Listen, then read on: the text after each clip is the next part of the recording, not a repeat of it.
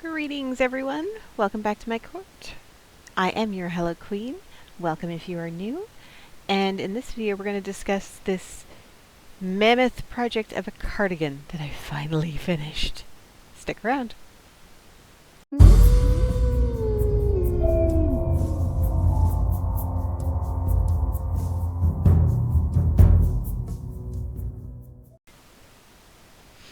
Okay, so I decided I needed to make Caitlyn a cardigan because she has this obsession with dresses and a lot of them are not very warm.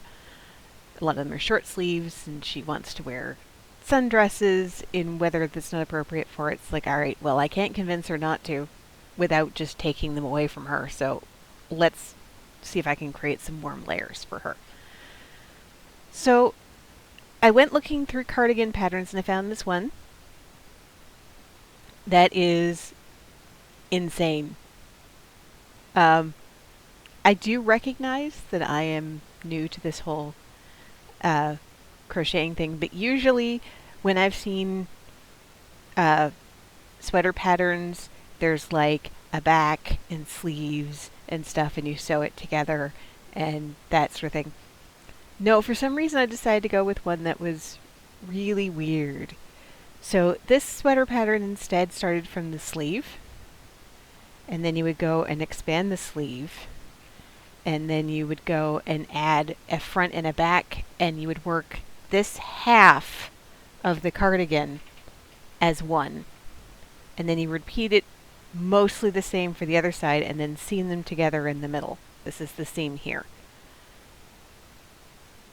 And I don't know why I decided to do this one, but I've been working on it just about every day since Christmas Day. Today's Groundhog's Day, the 2nd of February. I have frogged and redone this thing I don't know how many times. Now I decided not to print this one out. And because I would then have to navigate to the pattern every time on a computer, I kind of worked from memory more than I should have. So I wasn't taking counts every time.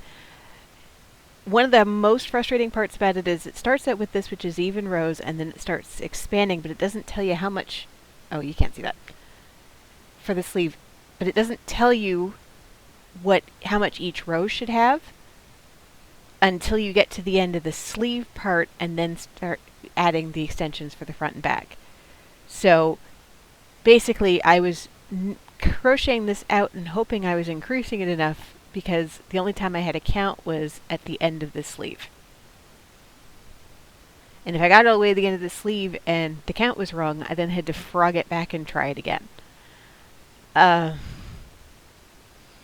Famously, I also got this all together and I got to here and I had it, so you then have to seam up the sleeve, seam it up, seam up the sides, and then put the two pieces together. And I got that done, and I got to here, and one side of this was up here, and the other side was down here. And I'm like, what did I do? So I realized the error that I'd made was like back in this sleeve increase. So I literally had to take this apart. I left this piece, I can't remember which side it was I took apart, but I left the other piece seamed together at the sleeve and just took this part apart and frogged it all the way back to this cuff and then redid it. And then I realized that I made a mistake and had to frog part of it back and then redo it. It was so painstaking. And I don't know if this is just, it's a difficult pattern, and I just picked a weird one to start with, or if I'm just that nuts. Who knows? But last night I was down to adding a couple extra rows on. I finished the last couple of rows on here. I added the couple of rows for the back. I got it put together and then you just basically single crochet around the whole thing. The actual stitching of it wasn't difficult. I mean, this is basically just double crochet, skip, chain 1 double crochet, and then a row of single crochets across the top, and then repeats. So it's kind of like a squarish waffle stitch. I made this with the Hobie cookie cake. I bought 2 of them, and I have this ball left over. I haven't weighed it yet, so I don't know how much it weighs, but that's significant amount of yarn. It's a worsted weight or a 4 weight. It's a roving style yarn.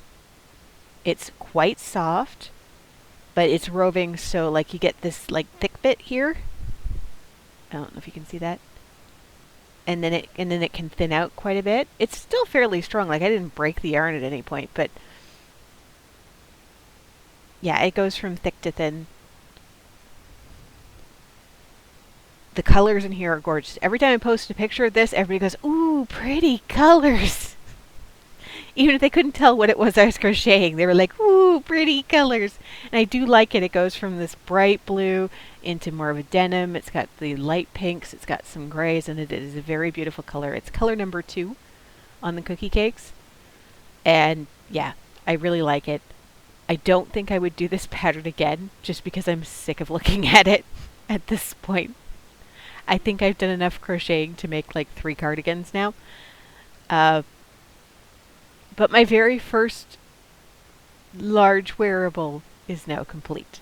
So I'm going to have a very excited little girl in a few minutes when I go tell her, because I haven't told her yet.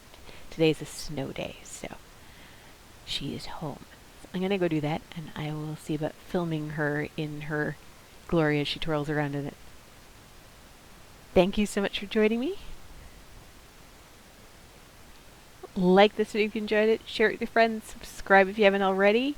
I also do have in the comments a link to buy me a coffee if that's something you'd be interested in doing to help support me. And I will see you in the next one.